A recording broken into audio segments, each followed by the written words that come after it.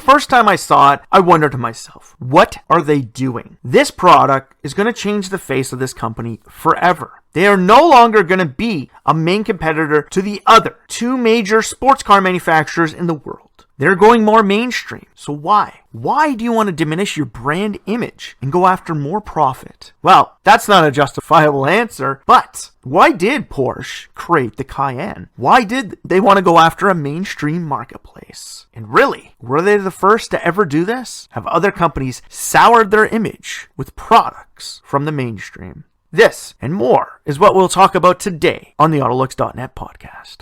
AutoLooks podcast coming to you anytime, anywhere from around the globe on any major streaming site from AutoLooks.net.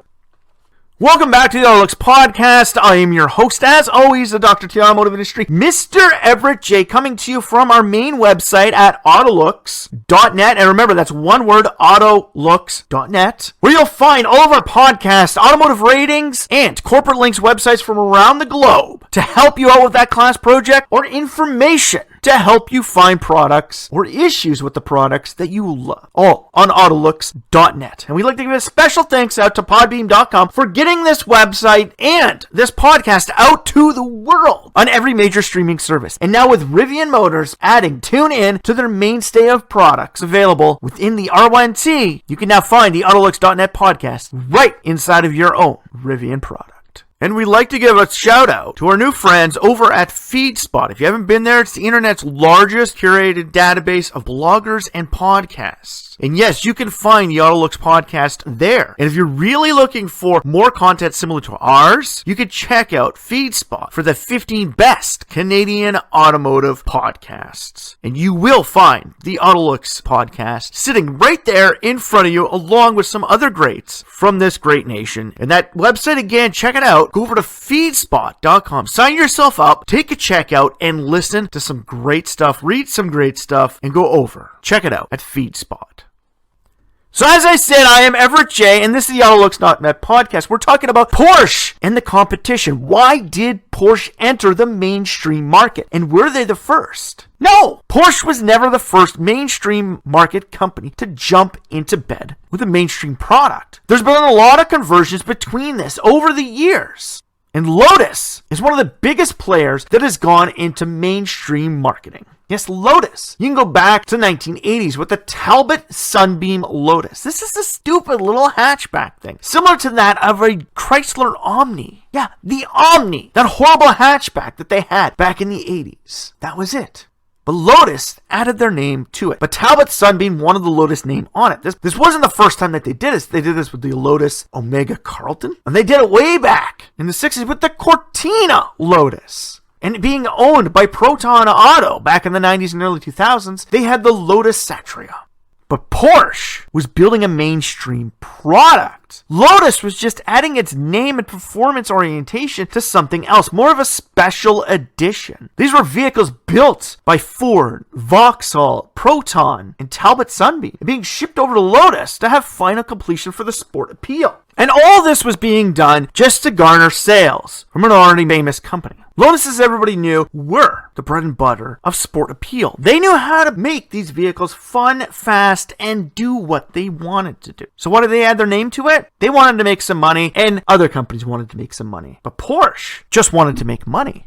And with the release of the Cayenne, eventually Porsche sought to go after the new emerging saloon marketplace. They wanted to go after products like the Audi A7, the Aston Martin Rapide, and the BMW Grand Coupe. They wanted to go after these products because they knew there was a marketplace for them. Hell, Mercedes had created the coupe profile marketplace with the Mercedes-Benz CLS back in the day. This was something that helped explode this marketplace and give us coupe profiles, essentially causing the demise of actual coupe products by moving coupe profiles into both sedans and CUVs. So you can hear more about that on our actual Demise of Coupe Profiles podcast. Look for it on AutoLooks.net. But Porsche saw that they can make money in this marketplace. They can go after sedans. Now, this product wouldn't compete directly with the Audi A7, because the Audi A7 will go after just standard luxury makes. Same with BMW Grand Coupe. So Porsche was going into it as a sports car inspired product. But then again, Porsche, how sports car are you? Considering the fact that you built the Cayenne You went after the CUV marketplace, all because you wanted to make more money to try and buy out Volkswagen. Now you're sitting here telling us that you want to get into sedans, and this is a sedan with a sports car appeal?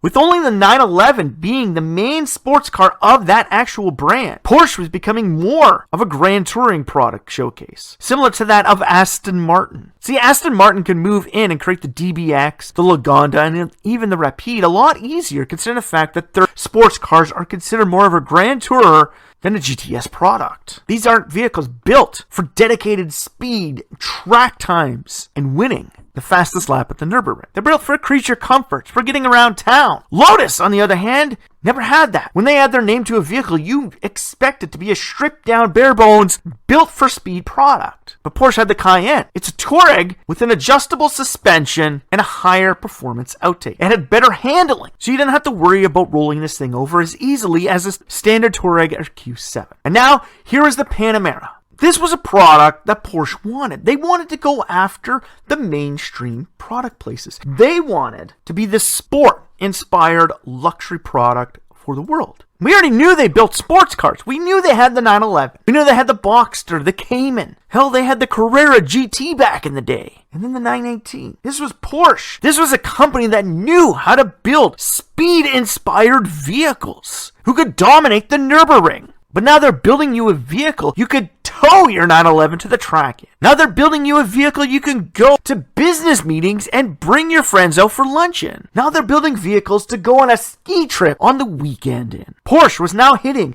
all of these avenues. But why? The competition wasn't. Hell, the closest thing they had to an actual competitor within that sports sedan marketplace was the Ferrari FF, which eventually moved into the Gran Lusso. The FF was essentially just a sport hatch. It was a grand touring as a hatchback, more of a shooting brake.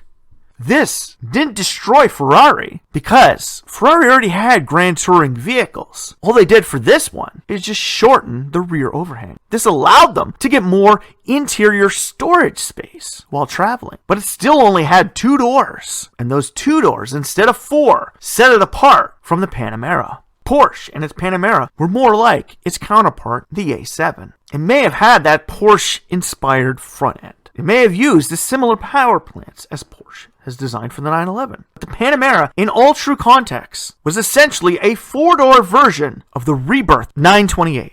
Now, we all know Porsche went front engine back in the 80s. And hell, even back in the 80s, they thought of the idea of creating a 4-door sedan. But they pulled the plug on it because they didn't want to diminish their product range. And they didn't want to cheapen the image of Porsche. So what changed between the 80s and early 2000s?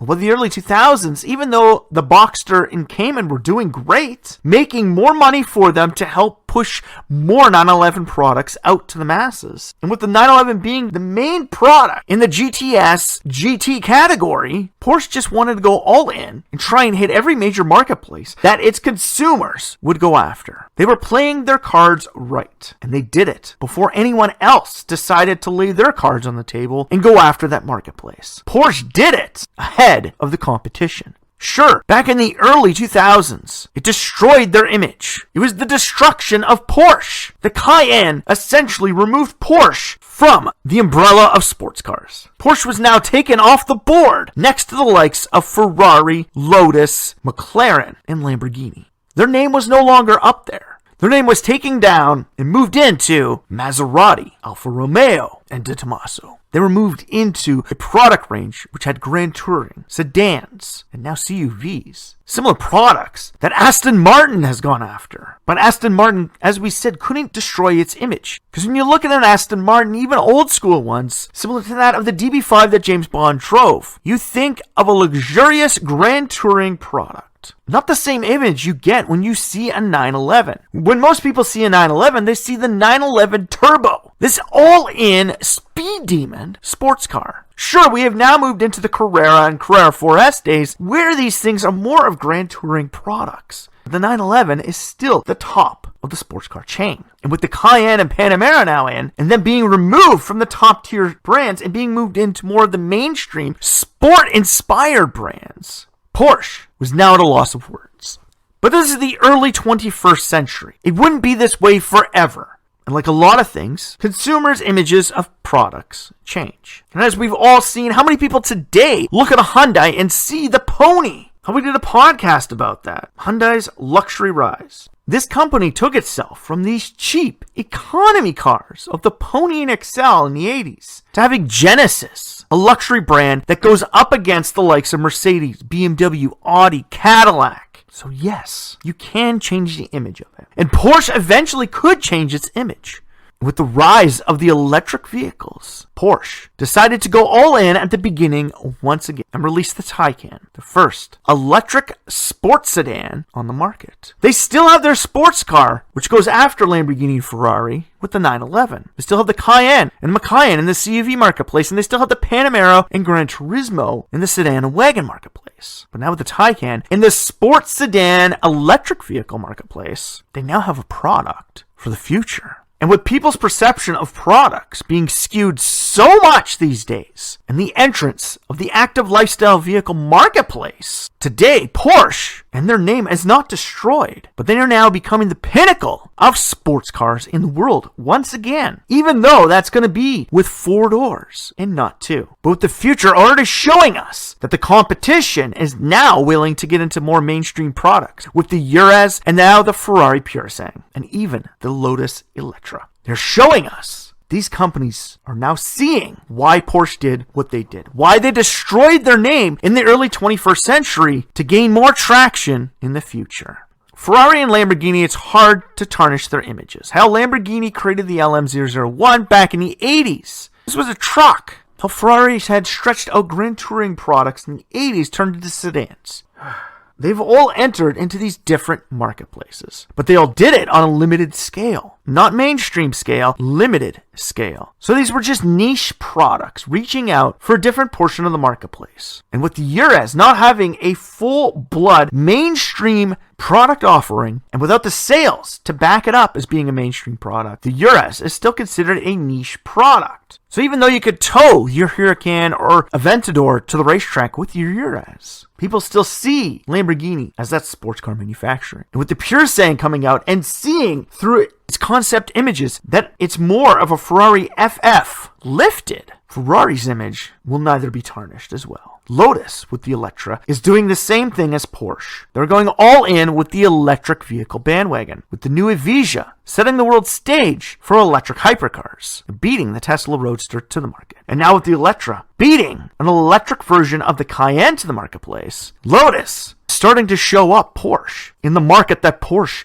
built. Porsche destroyed its name to get into this marketplace, and they did this to make more money and to go after higher margins. Lotus is doing this to get back to life. And with the new parent company Geely behind them, and Geely wanting the Lotus name for how strong it is worldwide to be bigger than it really is. They've seen what Porsche did. The only difference is Lotus can still be seen as a sports car manufacturer for the time, only due to the fact that 1, they build more sports cars than they do ALVs, and 2, the market is so skewed and the demands are so outrageous that there is no difference between a sport CUV, a performance SUV, an ALV, sports car, sports sedan, crossover. They're all merged together. So Lotus is going in correctly. Lamborghini and Ferrari are doing it the niche product way. But where does that leave companies like Koenigsegg or McLaren or even Pangini? Will McLaren step up and jump into sports sedan or CUV marketplace? Will they go after it? They have stated no, they don't want to go after these higher margin products, only due to the fact that they don't want to tarnish their image similar to that of what Porsche had done. The only reason why Lamborghini and Ferrari did it is because so many people demanded it. It was just too hard of an opportunity to pass up. Porsche did it before the demand was there, and they created the market and the demand within that market. So, in a world of today, will Porsche live on and keep their name? Will they be the pinnacle of sports cars around the world? The answer is only in time itself. With the Taycan, both sedan and wagon versions going into this family-oriented mainstream electric vehicle product place. All we have to do now is wait for more electric sports car products to come out from Porsche, for them to regain themselves as a sports car manufacturer. And with Lotus considering even a sedan into the marketplace as well as more sports cars, they may be giving Porsche a run for their money. Whereas Lotus has given its name to many different manufacturers around the world and never tarnished its image, Porsche has done so. And this isn't the first time that Porsche has done it. And it's not the first time a competitor will do it as well. If you remember, Aston Martin needed to bring down its EPA, and they created the Signet. Built off a Cayenne IQ, or Toyota IQ platform, this was made to just go after one thing, but it never took off. So it became a niche product, yet again, not destroying its image. So Porsche, if you're listening, you need to re-enter the sports car marketplace to reimagine your performance-oriented background. As today, Porsche is just another luxury car manufacturer that produces a few sports cars on the side, similar to that of Maserati. Yes, Porsche falls in the same lines as Maserati now. It will take time and effort for them to regain their name and move back into the same leagues as Ferrari and Lamborghini. And with the electric vehicle race coming on, maybe, just maybe, Porsche can do it. So really, in the end, did Porsche need to create the Cayenne, or the Macan, or the Panamera, or the Taycan? They didn't need to. It did help them, and did help push them into the future. And now, with the Panamera and Cayenne propping up their bottom line, they were able to create a product as amazing as the Taycan. So, in a world today, those products were required to get to the point they are at now. Where a company like Lotus, had they have never been picked up by Geely, may have just gone with the wind. So, if you like this podcast, please like, share, or comment. And if you feel that Porsche should start scaling back some of these mainstream products to get back its original sports car image, let us know. Send out this podcast and let other people know. Let your boss know. Let your friends, your family, let your coworkers know. And tell them, is this the end of the Porsche sports car name? Or can they rejuvenate themselves in this field? Or are they doomed to be a luxury manufacturer for the end of time? And after you do that, stop by the AutoLooks.net website and check out some of the help pages. There are things in there that are amazing and can help you out in your search for a brand new vehicle, or even parts for the vehicle, or even answers you have to the questions you have about the automotive industry. Things that AutoLooks itself has not covered. So stop by AutoLooks.net and check out the site. And thanks to Podbeam.com for getting us out there and showing the world that AutoLooks.net podcast is the home of the doctor to the automotive industry. So for myself, Everett J., and the whole AutoLooks team here, strap yourself in for this one restructuring ride of the Porsche automobile company.